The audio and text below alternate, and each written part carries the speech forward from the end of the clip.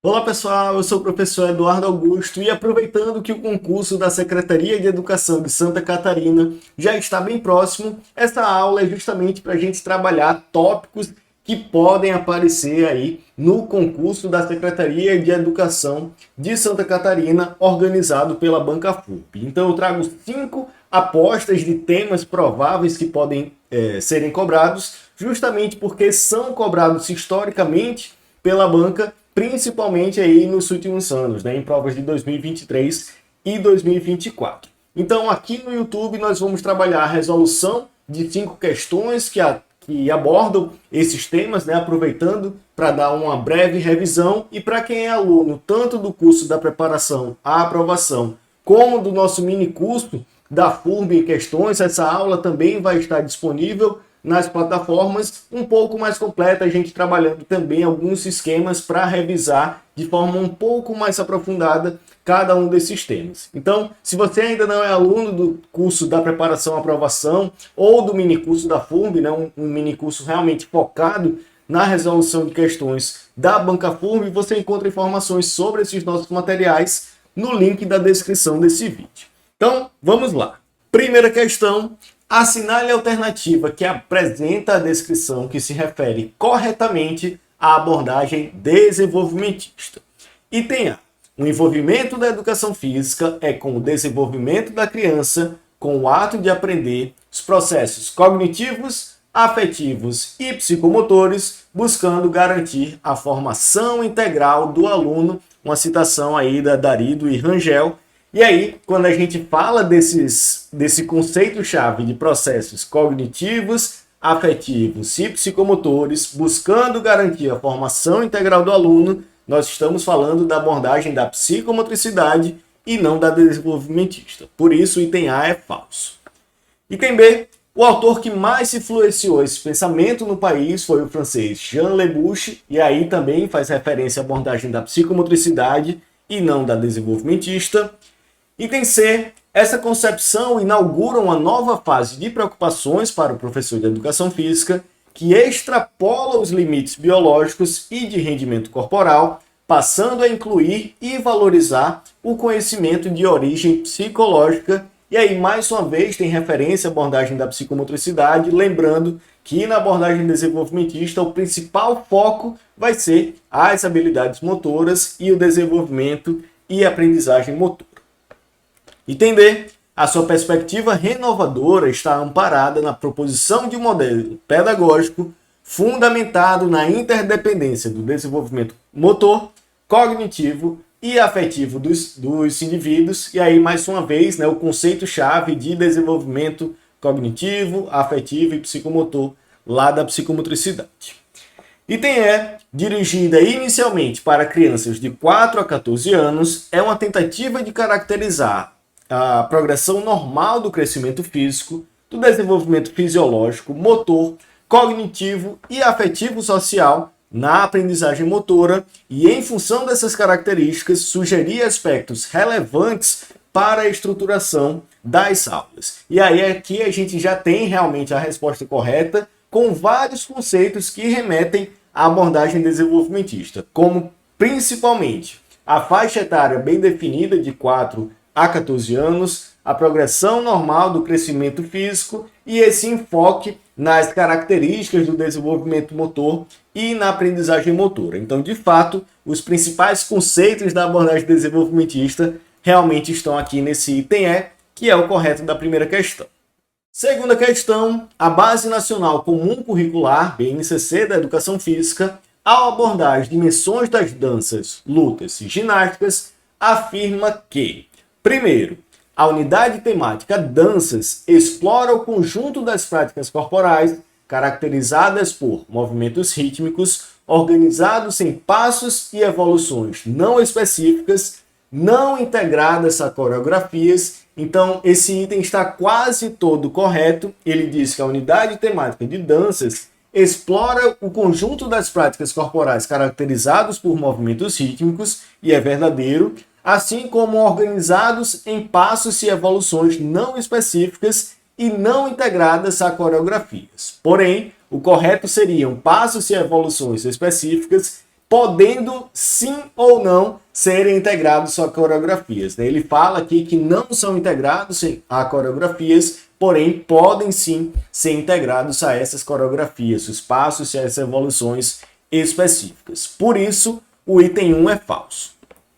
Item 2, a unidade temática de lutas focaliza as disputas corporais. Além das lutas presentes no contexto comunitário e regional, podem ser tratadas lutas brasileiras, luta marajoara, judô, aikido, jiu-jitsu e etc., bem como lutas de diversos países do mundo, muay thai, ruka-ruka, boxe chinês, esgrima, capoeira, kendo e entre outros. Porém, aqui a gente tem, se não tivesse os parênteses, estaria correto, porém, como ele traz alguns exemplos, isso torna o item falso, né?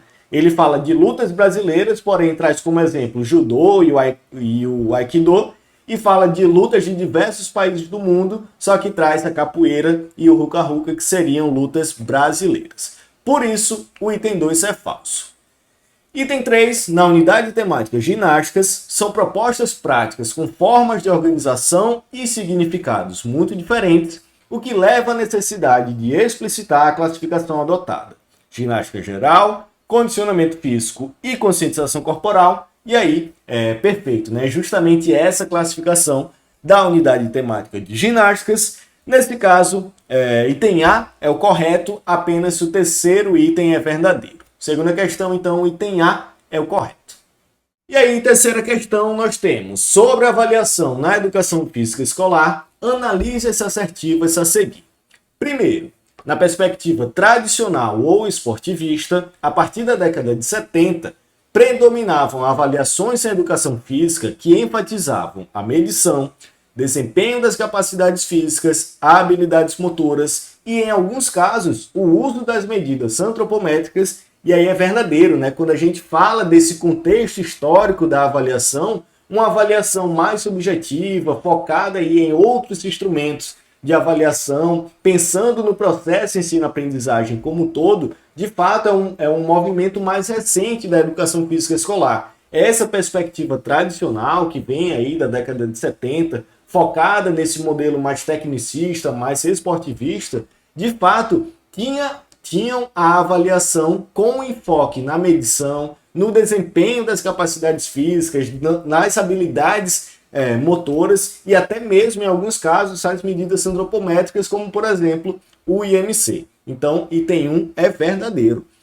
Segundo, formativa, somativa e diagnóstica são tipos de avaliação que diferem entre si pela finalidade de utilização dos resultados obtidos e pelo momento adequado para aplicação de cada um, e aí verdadeiro, né? A diagnóstica sendo realizada no início do processo para captar informações que vão ser importantes para nortear esse processo, a formativa sendo realizada ao longo do processo para verificar o que vem dando certo e o que vem dando errado, e por último, a somativa realizada ao fim desse processo justamente para atribuir um conceito, uma nota, para verificar se o que foi trabalhado realmente fez sentido. Então, item 2, perfeito.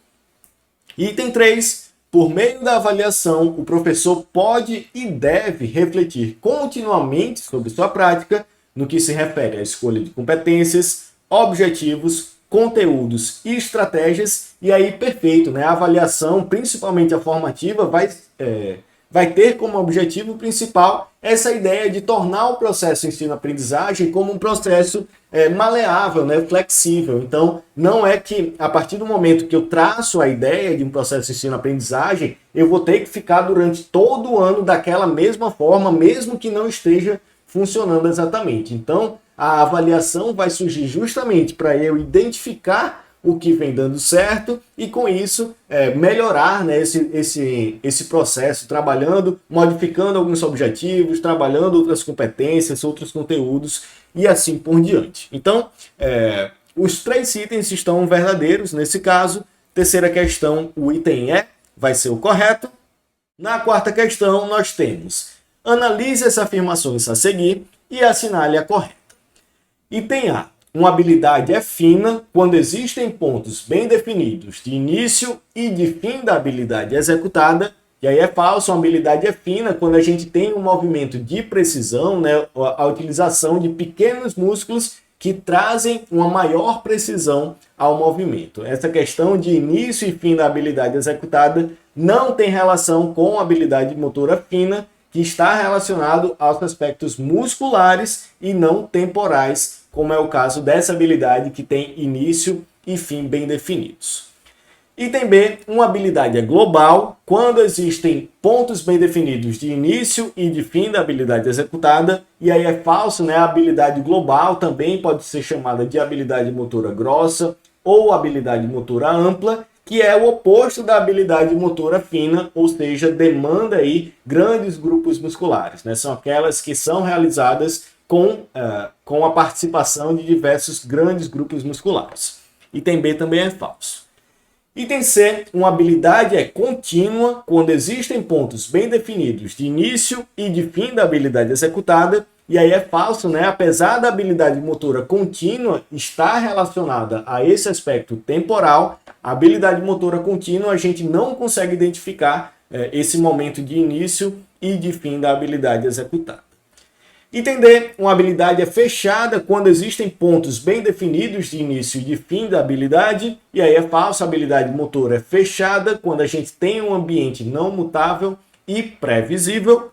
E por último, uma habilidade é discreta quando existem pontos bem definidos de início e de fim da habilidade executada, e aí sim perfeito, né? A habilidade discreta, a partir dos aspectos temporais do movimento, né, a gente consegue identificar qual é o momento que ela inicia e qual é o momento que ela termina, como, por exemplo, o chute no futebol, a cortada no vôlei, o arremesso no basquete e assim por diante. Quarta questão, então, item E é o correto.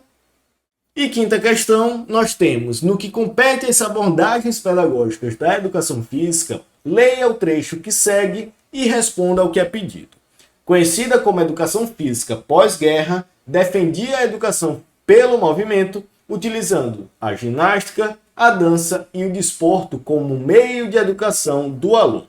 A descrição se refere a, e aí pelos conceitos, né, pelas palavras-chave que a gente consegue identificar aqui, a gente pode destacar a educação física pós-guerra, defendia a educação pelo movimento, utilizando a ginástica, a dança e o desporto como meio de educação do aluno. Então, por essas características, primeiramente, por ser uma educação física pós-guerra, a gente já consegue eliminar aí a tendência militarista e a higienista. Porém, quando ele fala que defendia essa educação e utilizava a ginástica, a dança e o desporto como meio de educação do aluno, a gente tem características da abordagem pedagogicista. É justamente nesse período que a gente começa a trabalhar outros conteúdos que não só os métodos ginásticos europeus que eram trabalhados na tendência higienista e na militarista. Então é justamente nesse período pós-guerra que outros conteúdos surgem na educação física escolar, como por exemplo a dança,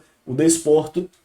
Então, por esses conceitos chaves que a questão traz, a gente tem justamente como alternativa correta a alternativa E, que fala da tendência pedagogicista, ou seja, educação física pedagogicista, item E, é o correto da quinta questão.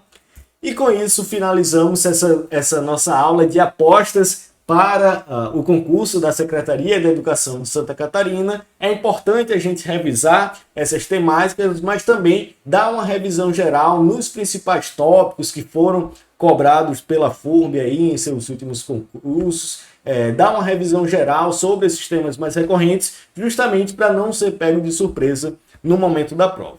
Espero que essa aula tenha ajudado de alguma forma. Qualquer dúvida, fico à disposição. Muito obrigado e até a próxima.